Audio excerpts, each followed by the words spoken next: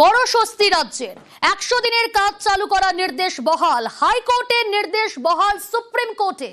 কেন্দ্রের মামলা খারিজ সুপ্রিম কোর্টে। 1 আগস্ট থেকে 100 দিনের কাজ চালুর নির্দেশ হাইকোর্টের।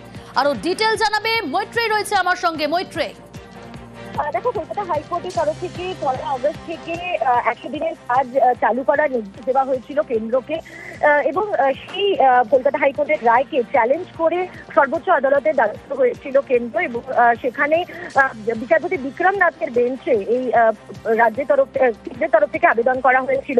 কিন্তু আজকে বিচারপতি বিক্রম নাথের বেঞ্চ জানিয়ে দেন যে তারা কেন্দ্রের সমস্ত বক্তব্য জানার পর তারা এই যে হাইকোর্টের যে রায়, সেই রায়তে তারা হস্তক্ষেপ করতে রাজি নন, এবং এই কেন্দ্রের যে আবেদন, সেই আবেদনকে তারা খারিজ করে দেন।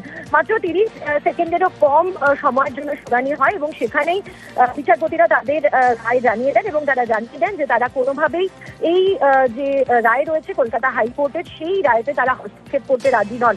ফলে 100 দিনের কাজ যে বন্ধ হয়েছিল, সেই 100 দিনের কাজ চালু হওয়ার ক্ষেত্রে আর কোনো বাধা রইল না। এবার কেন্দ্রের তরফ থেকে কবে এই 100 দিনের কাজ চালু করা হয়, এখন সেটাই দেখার। প্রিয়াঙ্কা।